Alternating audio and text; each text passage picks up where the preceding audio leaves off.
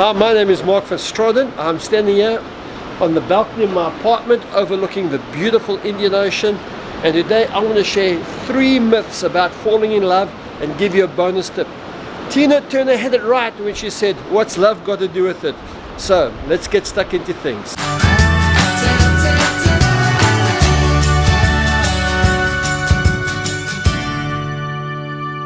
Hi, my name is Mark, and I've been married to Christine for 41 years, and this is my channel, MarkBeingHuman.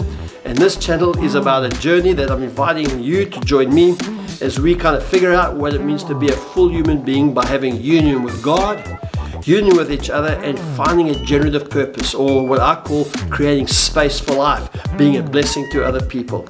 If you haven't subscribed to my channel, I'd love you to press the button down below here and subscribe to my channel so that you can get more videos and we can enjoy this journey of being human beings together. Myth number 1, there is only one person for me. Now I understand what that myth is about, and I love the idea that somewhere in the whole cosmic universe there's only one person of the 7.5 billion people on this earth that you're going to meet, your one person. And for many people that may be true, but the reality is there's probably more than one person.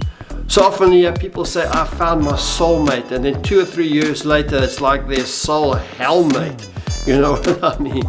So the fact of the matter is that that relationships and being in love, it takes a lot of work. Myth number 2 says just go with your heart. Well, once again, I understand the sentiment of that. But when we fall in love with somebody, it's more got to do with sexual attraction and brain chemistry than it has to do with what's going on in our heart.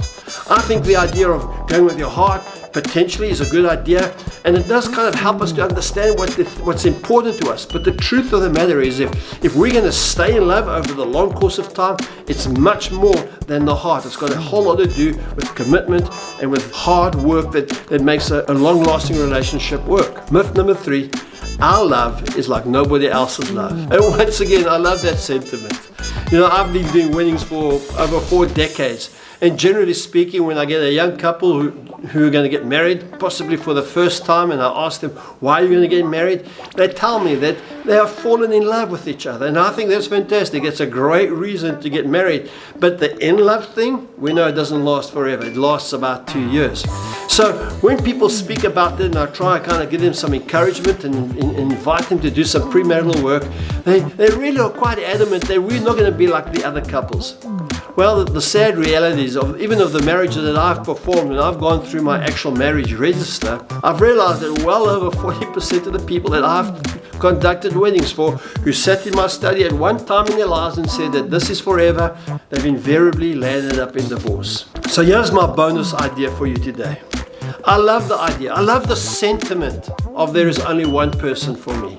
I love the idea that I can just go with my heart. I think those are well-intended sentiments, and there's something about that.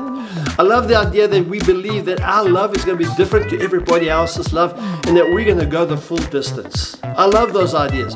But in reality, to have a long-lasting relationship is much more than those sentimental ideas, as noble and well-intended as they are. It takes a lot of commitment. It takes a lot of character, and by the way, character is formed in fire, and we're going to go through fire in our relationships. But the payoff of having a long-lasting relationship is absolutely worth the effort.